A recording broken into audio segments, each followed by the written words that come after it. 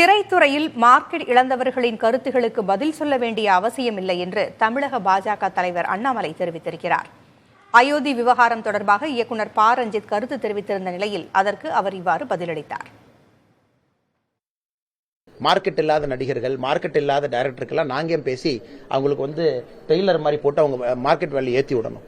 நாங்க தெளிவா இருக்கோம். 1952 எங்களுடைய கொள்கை தெளிவா இருக்கு. அனைத்து மக்களையும் இணைத்து, அனைத்து மக்களையும் ஒன்றாக இணைத்து, எல்லா மக்களோடு சேர்ந்து அறநெறியில, தர்மமான முறையில, தர்மத்தின் வழியில ராமர் கோவிலை எழுப்புவோம் என்கின்ற எங்கள் வார்த்தை. நான் சொன்னேன்னா இல்லனே பாரதிய ஜனதா கட்சியில் இந்த கருத்து சொல்லியிருக்காங்க, அதுக்கு இவர் இந்த கருத்து சொல்லியிருக்காருன்னா பதில் சொல்றேன். இல்லனே RSS இந்த கருத்து சொல்லியிருக்காங்க, அவருக்கு சொல்றேன் பதில் சொல்றேன். அவரே தூங்கி எந்திரிச்சு அவருடைய கனவுல வந்த கருத்துக்கெல்லாம் நான் பதில் சொல்லிட்டு இருக்க முடியுமா?